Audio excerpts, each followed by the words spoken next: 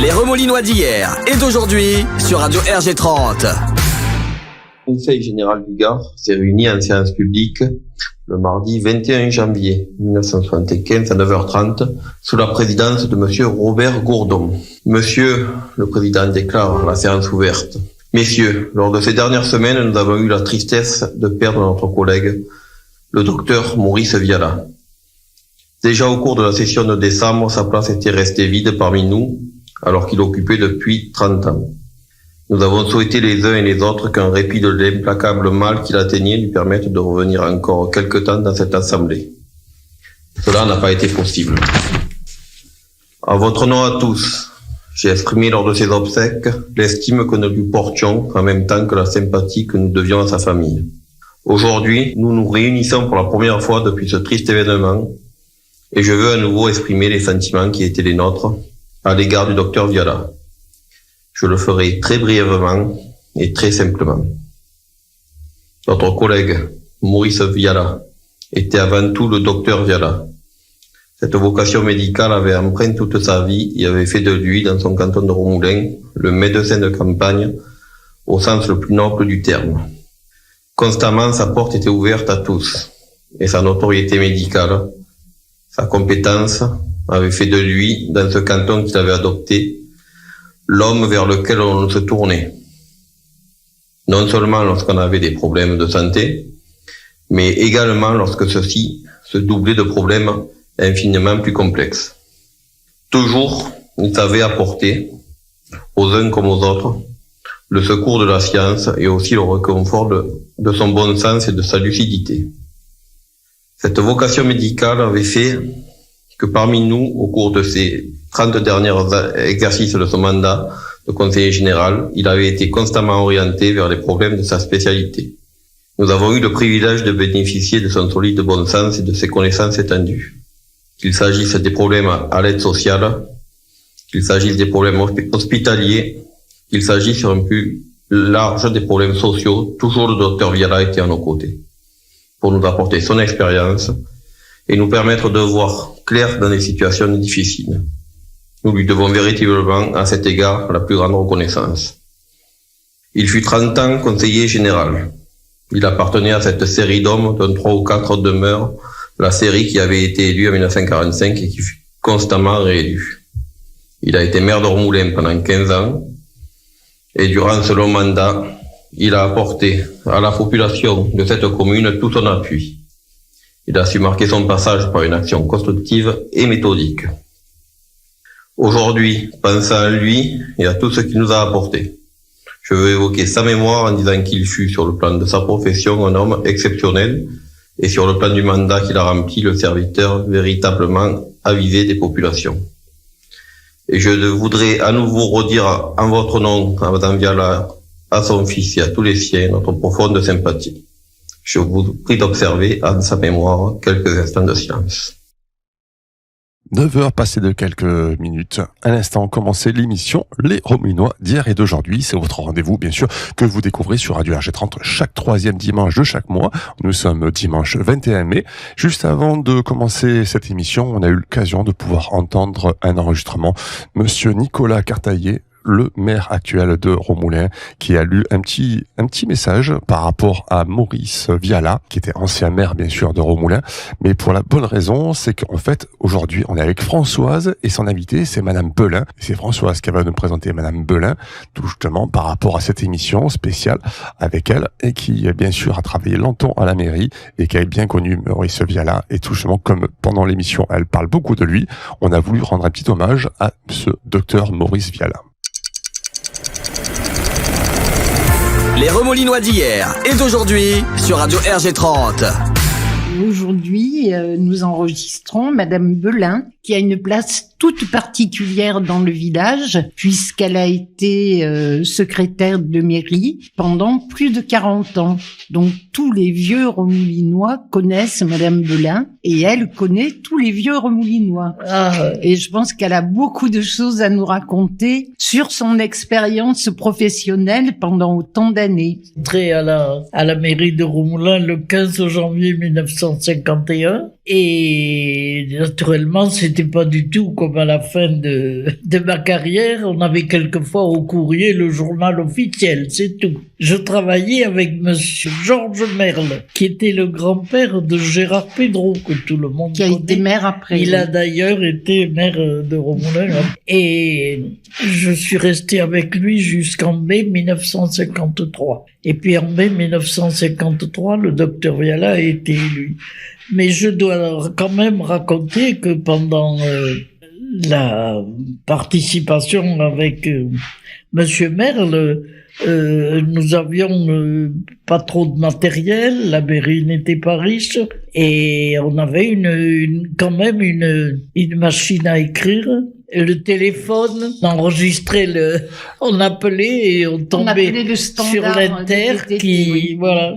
Alors je précise qu'elle faisait un tourniquet en fait, tourner une manivelle. Je sais plus comment s'appelait l'appareil. Et puis ensuite, nous n'avions pas de machine à calculer. Et c'était l'épicier du quartier, monsieur Charrier, qui est mort depuis longtemps, qui me prêtait sa machine 2 fois par mois. Alors nous profitions pour faire payer les factures et préparer les salaires. D'accord. Voilà. Et à cette époque-là, la mairie n'était pas à l'endroit où elle est actuellement. Ah non, elle était dans le vieux village. Nous y sommes restés jusqu'en 1976 ou 77. Et ensuite, nous avons déménagé sur l'avenue, sur la route d'Avignon. C'était ce qu'on appelle aujourd'hui l'église Bethléem. Oui, que c'était une à ancienne l'origine, église. voilà.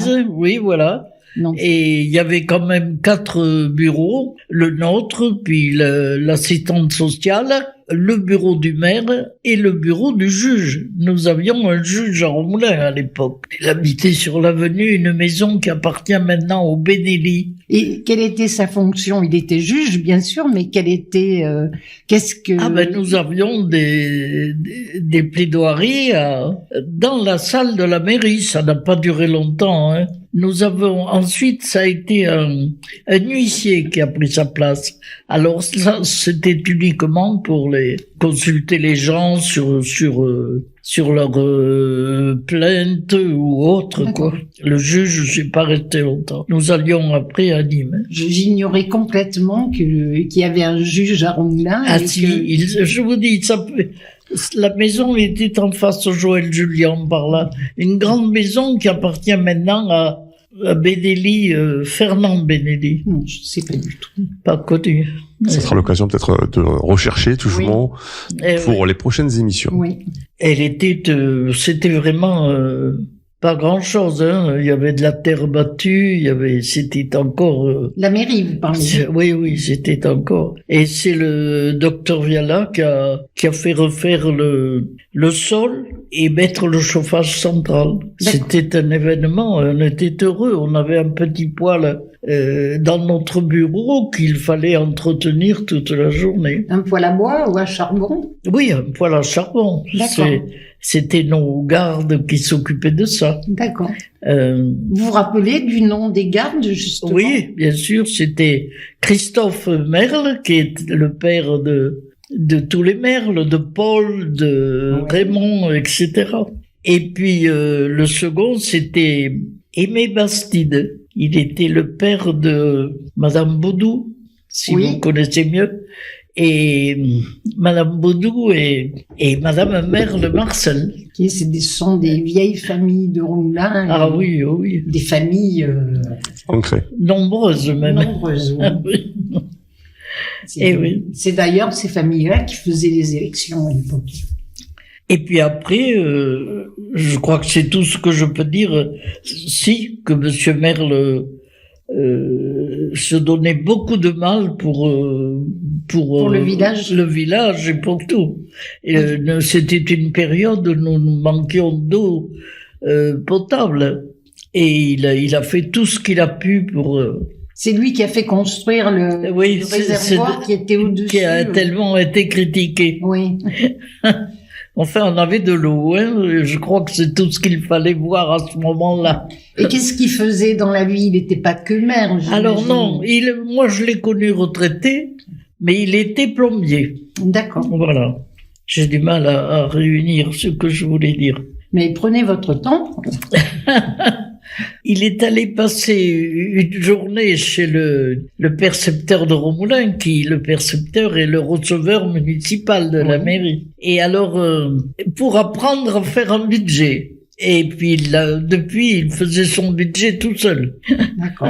Ah oui. Et vous vous rappelez des membres du conseil municipal de cette époque-là? Alors, quelques-uns. Il y avait Aimé Blacher, que vous n'avez pas connu. Il habitait près de l'ancienne pharmacie Blanc. Il y a un passage là, à côté, la maison d'en face.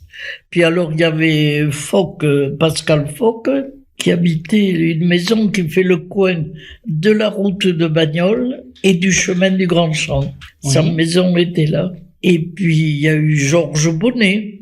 Il y a encore des Bonnets au Romoulin, peut-être ses arrière-petits-enfants. Et puis, je crois que c'est à peu près tout ce que je me souviens de l'époque. Et puis alors, le docteur Viala, qui était le médecin. Ben si, j'en oublie un, mon père. Hein.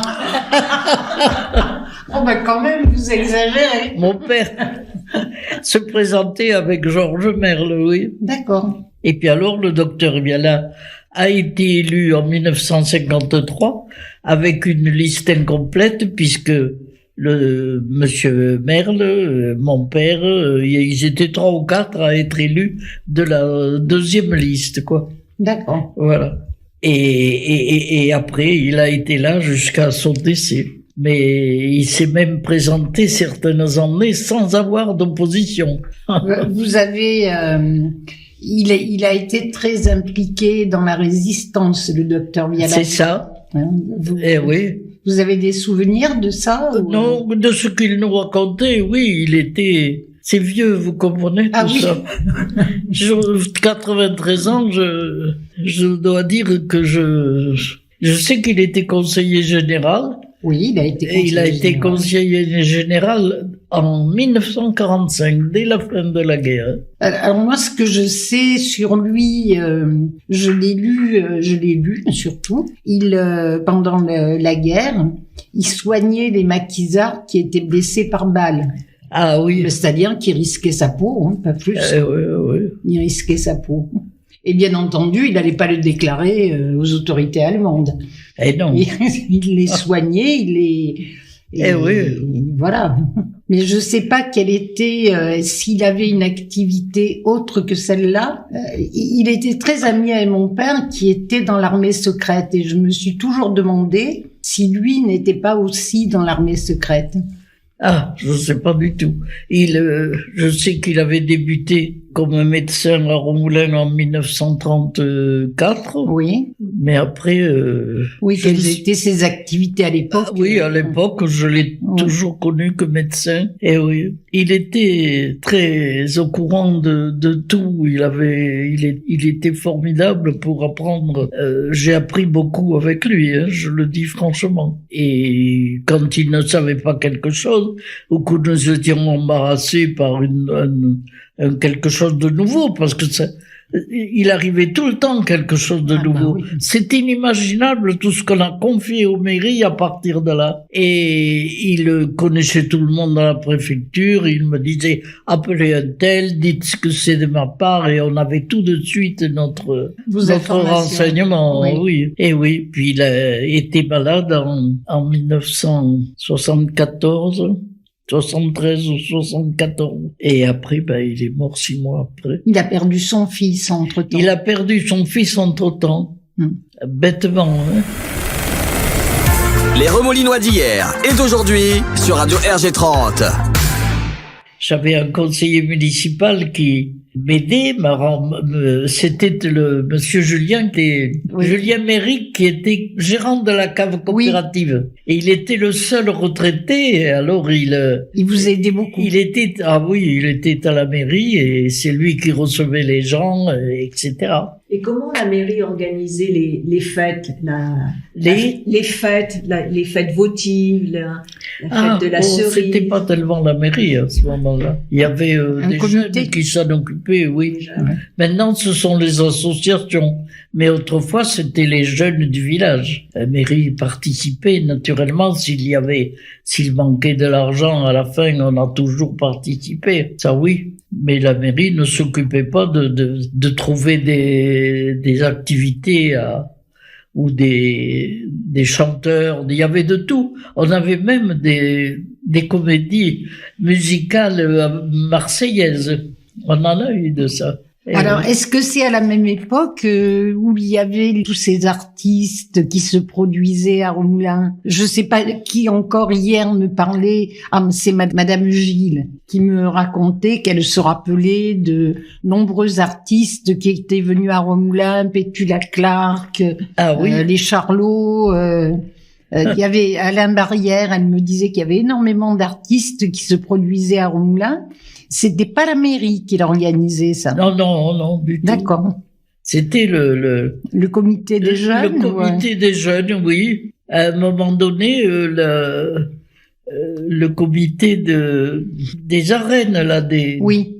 Aussi, on fait du travail. Je me rappelle plus qui nous avions eu, qui a après été artiste qui était acteur. C'était Georges.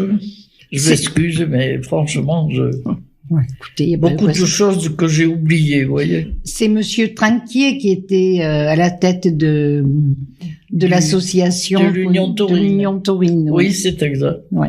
Il n'y avait pas beaucoup d'associations comme il y en a maintenant. Oui. Il y avait l'Union Taurine et puis peut-être à part ça, c'est tout, non? Comité des fêtes et les anciens combattants peut-être aussi. Ah oui, les anciens combattants. Oui, c'est vrai qu'il y avait très peu finalement d'associations. Est-ce qu'il y avait plus de commerçants à l'époque? Je ne pense pas, non. C'était les mêmes. Il y en avait un dans le Vieux-Romoulin qui n'y est plus. Oui, la maison Charrier, non? Voilà, Charrier, c'était lui qui me prêtait la machine à calculer, oui. Il y avait lui et puis il y avait, je me rappelle. Les martinis sur la place. Oui. Et l'agence, comment vous l'appelez, la maison à succursales qui s'appelait David et qui avait 40 succursales autour de Romoulin. Là, il y avait une épicerie dans chaque village. Ah. Et oui, ça s'est arrêté en 1948, je crois. 48 ou 49. Ils se sont arrêtés, ils se sont installés à Nîmes comme c'était les premiers lave-linges. Ah oui, les laveries automatiques. Voilà, les laveries automatiques. Et vous vous déplaciez comment? En train, en vélo, à pied? Ah, j'allais à pied au début. Ouais. Puis quand on a été assez riche, on a eu une voiture. Et oui, j'ai passé mon permis de conduire en 1957. Ah oui, ça devait être dans les premiers. Ah oui, nous n'étions pas nombreux dans Romoulin. J'étais pas la première. C'était qui la première, vous en rappelez? Je sais pas quelle était la première, mais je me souviens de Raymond Sabatier, qui habitait près de chez mes parents sur la route du Gest, là, la première maison en montant à l'ancienne mairie. Et puis, je me souviens pas après des autres, mais à l'école aussi c'est pareil. Nous n'étions pas nombreuses à avoir fait des secondaires, hein. Ah oui. Ni garçons ni filles. C'est que c'est vieux, hein, si vous vous rendez compte. En plus de ça, il y avait eu la guerre et je suppose que pas mal de gens avaient peut-être été empêchés de faire ce qu'ils voulaient, j'en sais rien. Ah, très certainement. Voilà. Après le docteur Viala, il y a eu René Plante. Oui. Ben, il s'attendait pas du tout à ce il était même pas tête de liste, je crois. Je me rappelle plus qu'est-ce qu'il s'est présenté comme tête de liste et puis quand on a élu le maire, ils ont voté pour lui. Et il regrettait de pas avoir pris quelque chose, de l'avoir pris avant mais il s'en est très bien sorti, hein. Oui. Oui, c'était un bon maire, lui. Oui. Il a fait énormément de choses sur le moulin. Eh oui. Ah ben, le docteur Viala avait fait la nouvelle mairie de l'école de filles. Il a fait la maison des associations. C'est Monsieur Viala qui a fait ça. Ah, il a commencé. D'accord. Oui. Ok. Oui. Et puis le gymnase. Ok, oui. Eh oui, C'est sacrés investissements quand même. Je hein. parle pas du collège, puisque c'est pas la mairie qui a bâti, c'est le département. C'est le département. Oui. Oui. Mais la mairie n'a pas une participation, non, mais non, c'est uniquement le département. Oui, je sais que c'est une compétence du département, mais bon. Eh oui. La mairie a amené le terrain, en fait, pour bâtir le Oui, c'est collège. ça, il fallait amener le terrain. Et ça, c'était le docteur Viala, déjà, ou c'était Monsieur Plan? Non, c'est-à-dire, il a commencé, le docteur Viala. Oui. Mais c'est René qui a fini. Oui. Bon. Et Monsieur Plan, il est resté 5 ou 6 mandats, je sais plus. Alors, il a été élu en septembre 1974. Et quand je suis parti, ça devait être son dernier mandat, je crois. Après, ça a été Gérard Pedro. Je sais pas en quelle année. Non, quand vous êtes parti. Plus tard que ça, Ah René? Oui, puisque moi, j'ai fait un mandat avec lui. Ah, d'accord. J'ai fait le dernier mandat avec lui. Ah, et j'étais? Bonne question, je vous remercie de m'avoir posé. Ah ben, ça marche dans les deux sens. Hein. Pourquoi nous toujours poser des questions et pas l'invité? L'invité aussi peut poser des questions. Je sais plus du tout les dates. Non plus. Non, Je sais plus les dates. C'est le mandat où il y a eu autant de difficultés et où pratiquement tous les conseillers municipaux ont démissionné, à part Thierry Danto, Paul Trinquier et moi. Donc on est restés 3 et tous les autres ont démissionné. Ah, si Paul Trinquier était là, c'était son second mandat, alors. Oui, c'était son second mandat, oui. Voilà. Les Remolinois d'hier et d'aujourd'hui sur Radio RG30. Qu'est-ce qu'on vous demandait principalement à la mairie? Ah, c'est-à-dire, c'était Sylvie Merle elle y est toujours d'ailleurs. Oui, mais avant qu'elle arrive. Lorsque les gens venaient vous voir, venaient vous voir, nous faisions de tout. Nous avons même fait des lettres pour les gens. Oui, écrivain public. Il y en avait qui n'étaient pas allés à l'école à l'époque, hein, ou moi je me rappelle avoir fait des lettres pour les gens. Et des dossiers. Et quand ils n'avaient pas le résultat attendu, c'était vous qui vous faisiez engueuler. Alors les dossiers, fait ça. C'était quoi les dossiers? Surtout de l'aide sociale. D'accord. Oui. Ça regardait un peu la Et mairie. d'ailleurs, c'était assez désagréable à faire. C'était pas ce que j'aimais le mieux. Oui, parce qu'il fallait rentrer dans l'intimité des gens, leur poser des questions très indiscrètes. Ouais. Et c'était moi qui écrivais. C'était ce qu'on appelait le bureau de bienfaisance. Oui, après moi, ils ont désigné Marcel Lafitte Boyer. Oui. Qui était présidente du CCAS. C'est ça. Et comme elle demandait à faire quelque chose, c'est vrai, elle avait presque pas de travail et ils lui ont confié ça et j'étais ravi. Parce que c'était compliqué. Et vous avez vu l'évolution des dossiers? Ah oui, ça oui. Au début, on vous demandait essentiellement des courriers, des dossiers de CCAS. Oui, très peu quand même de travail, je dois dire, les premières années. Après, ça a été plus ça allait, plus on nous confiait du travail. Oui. C'est vrai. Les mairies, dans le fond, il n'y avait pas grand-chose à l'époque. Après, ils ont dû se décider à les faire travailler, je sais pas. Oui, comment c'est venu, mais c'est assez facile. Quand ça arrivait, on le prenait et on apprenait comme ça, hein. Et puis ça a fini, on était occupés, hein. J'avais des budgets de la commune, j'avais 5 syndicats intercommunaux et il fallait faire les budgets en 3 exemplaires à la main. Oui. Ce n'est que dans les 3 dernières années avant que je parte en retraite qu'on a eu l'ordinateur. Oui, grâce à Michel Gilles. Qui s'est occupé de moderniser les lieux, oui. Ça a été de bonnes choses. Personnellement, je m'en suis pas trop servi, mais Sylvie Et ensuite Agnès. et la petite, la fille de Lida, je me rappelle plus son nom. Nathalie. Nathalie Mais elle est était arrivée ravie. après. Elle est arrivée après, Nathalie. C'est Oui. surtout Agnès Boyer. Ah oui. Mais vous avez Sylvie avait peut-être 15 ans. Je crois qu'elle est en 5e. Elle faisait des stages à la mairie déjà. D'accord. Oui, c'était fléché dès le départ. Je dois dire que je me suis très bien entendu avec les trois mères. Je sais pas, ça s'est très bien passé. Chaque fois qu'on changeait, je pensais que c'était à moi à m'adapter.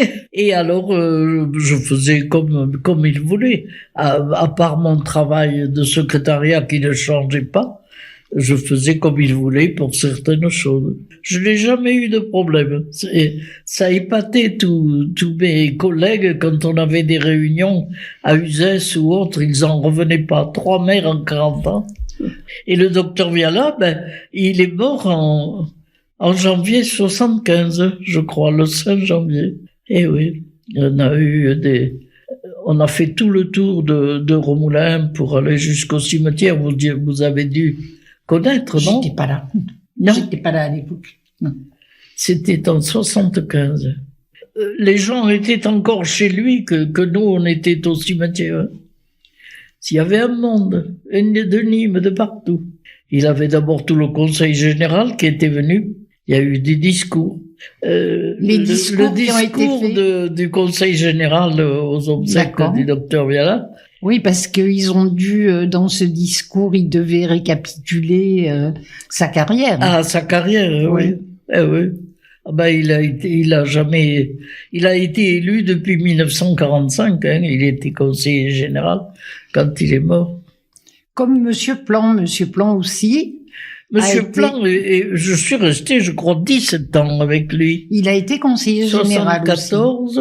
Il a été conseiller général, oui. Oui. Un mandat. Oui. Voilà.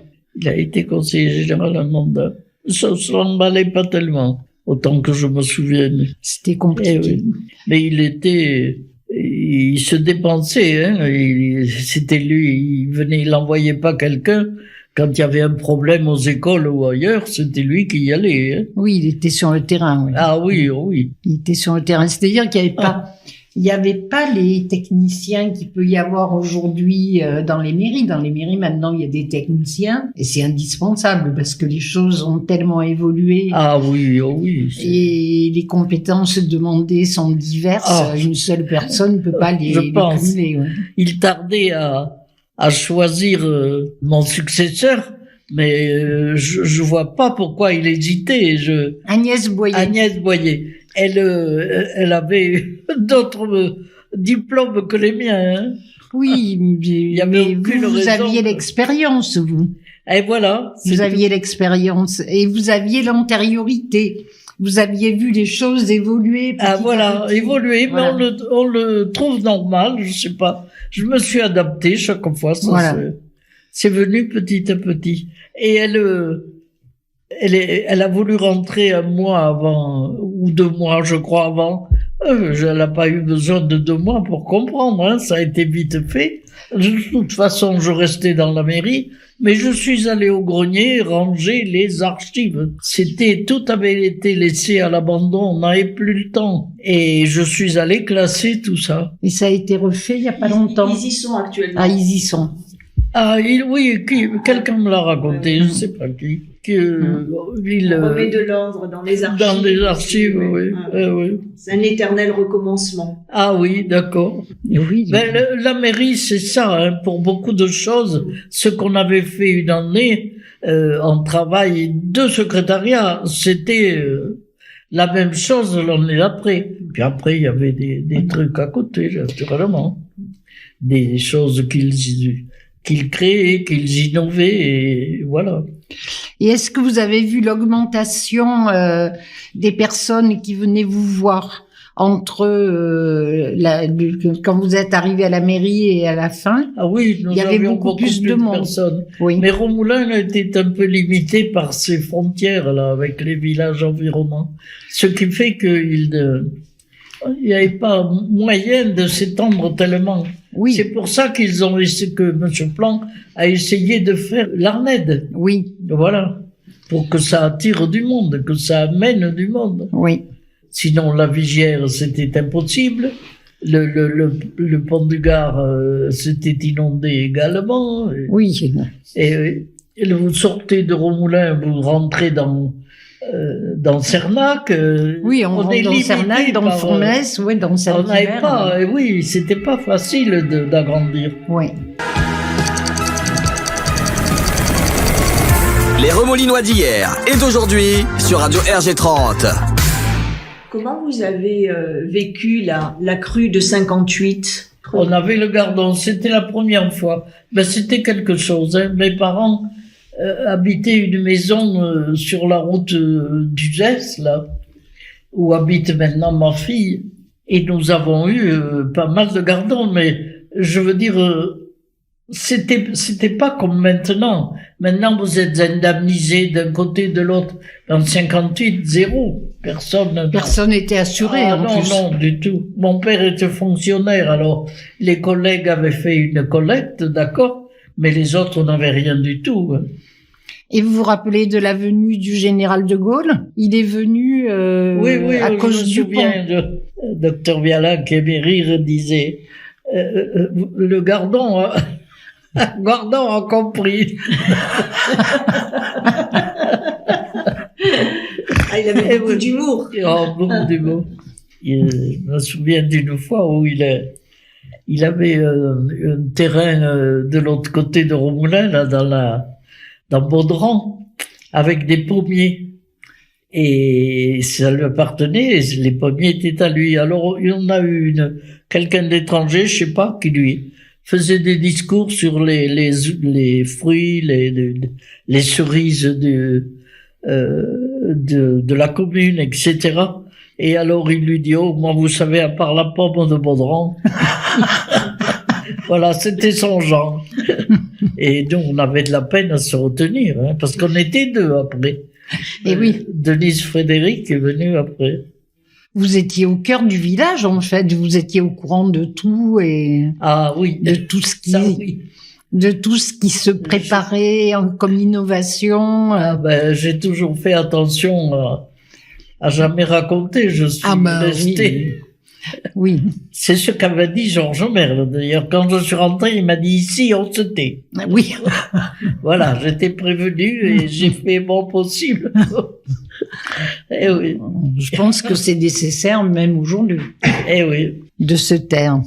Je racontais à un moment donné que si je disais tout ce que je savais, je ferais battre la moitié de Romoulin contre l'autre moitié. Ah, ça pourrait être drôle. Allez-y. Il y avait des fois, surtout qu'ils n'étaient pas comme maintenant, les gens. C'était pas du tout la même mentalité. C'était des gens tout simples, je sais pas, on n'avait pas tout ce progrès qui est arrivé après, ils étaient francs, ils racontaient tout ce qui s'ensuit. Comme le docteur Viala était à la mairie, nous avions des gens qui venaient, qui se plaignaient du mari ou autre chose devant nous. Ça les gênait. Ça gênait pas les gens du tout. D'autres qui venaient lui dire, vous avez quelqu'un sur votre liste qui me plaît pas beaucoup. Tu veux que je sois élu? Oui. Alors ça va, vote. C'était fort. Je me rappelle c'était lui qui se chargeait des vaccins obligatoires pour les enfants. Ah oui, il le faisait à la mairie, dans Oui. le bureau de l'assistante sociale. C'est ça. Oui. Je me rappelle de ça et mon frère lui avait dit merde. Il les prenait entre ses genoux, il pouvait bouger, les gosses, je vous assure que ils étaient quand même vaccinés. Il était grand et fort, je sais pas si vous avez vu je crois que j'avais donné des photos à Nicolas? Oui, il me semble bien.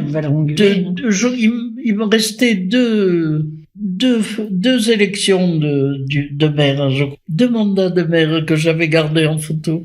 Oui. Et je lui ai donné, dont le premier de Paul Trinquier. Première fois où elle a été élue. D'accord. Ah ouais. Et si je les ai pas donnés, je vous les chercherai, je les ai. Oui, je veux bien. Eh oui, c'était vraiment mon travail. Hein. J'ai jamais rechigné pour faire quelque chose. Jamais. Vous aimiez. Ah oui. Vous avez aimé le J'ai travail. aimé mon travail. Hein. Mais ça- alors, ça- je pouvais pas ça rentrer s'entend. à la mairie après après le départ à la retraite sans pleurer. Ah oui. Ça a été ma vie. Oui, j'allais vous demander ça. J'allais dire, ça a oui, dû être pour vous difficile de partir et Ah oui. de laisser les clés au suivant. Tant d'années. Tant d'années au service de C'est ça. l'intérêt général, Comme tout de la était dans population. main, j'emportais des choses à la maison, tout ce qu'il fallait recopier, je portais ici. Et voilà. Alors moi, ce que j'admire quand je Des regarde, fois, mes filles me le reprochaient, elles me disaient, tu travailles plus à l'Amérique qu'avec nous. moi j'admire l'écriture. Quand je lis, je oui. lisais des anciens, Oui, d'accord. par exemple le bureau de bienfaisance. Je regardais une fois ce qui était. Tout était les délibérations, tout était fait.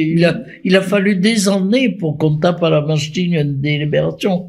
Oui. C'était avec des registres reliés, on pouvait rien détacher. Il fallait le faire à la main. Et l'écriture est magnifique. Hein, vraiment. Ah ben, j'avais une jolie écriture. Maintenant, c'est moins bien. Vous écriviez à la plume? Oui, c'était à la plume. À la plume et à l'encre. Ah oui, le Ok. crayon est venu plus tard. Et on achetait les fournitures à Uzès. Oui. C'est dit, Oui, il s'appelait. mais pendant très longtemps, moi, quand j'étais à la mairie, on achetait les fournitures chez eux aussi. Ah oui. Alors maintenant, ils ont fait des regroupements, donc c'est un peu différent, mais pendant très très longtemps, on les achetait au même endroit. Ah, d'accord. J'essayais de pas dépasser le crédit qu'on m'accordait, et ça faisait râler les jeunes, parce que des fois, vous aviez quelqu'un qui disait, ah, si vous aviez pris chez moi, vous auriez eu une montre, vous auriez eu. Mais je leur disais, si tu veux une montre, on te l'achètera. Voilà, on s'arrête, ou il faut que je vois pas autre chose à raconter. Si, dites-nous comment vous êtes entendu avec les trois mères, finalement, bien. Bien, Avec les bien, trois, je hein, vous c'est un dis, peu il ce est que bien. vous disiez tout à l'heure. Je n'ai jamais oui. eu de problème. Mais parce que vous aviez décidé de pas en avoir ou parce que vous étiez en harmonie avec eux? J'estimais que c'était à moi à m'adapter à ce qu'ils voulaient. Mais c'était compliqué de vous adapter ou pas? Non, ça ne Non, m'a pas. finalement, je ne me rappelle pas que ça l'ait été. Ouais. Non. Ni avec le docteur Viala, ni avec René Blanc. Non. Ouais. Oui, mais Ils étaient sympathiques tous les deux, Oui. hein. Ils étaient quand même, c'était pas des... moi, je me rappelle que René Plan vous faisait une entière confiance, donc. Ah oui, bah oui. Mais le docteur Viala Mais aussi, oui, mais il moi, avait je me rappelle tellement pas de de ça. travail Ouais. avec son Ouais. métier, son Ouais. conseil général. Il était toujours envoyé quelque part, au Gros du Roi, l'hôpital de Nîmes. Il était toujours envoyé quelque part. Oui, donc c'était vous le maire, c'était vous en fait. Oh, pas à ce point. Pas à ce point, mais je prenais les rendez-vous, je notais. Il me faisait confiance, remarquez, hein. Oui. Il était médecin du chemin de fer, il était médecin, je sais plus maintenant, il réunissait tout un tas de choses. Il avait du travail, hein. Ah oui. Oui, ça, Il dormait jamais. Eh oui.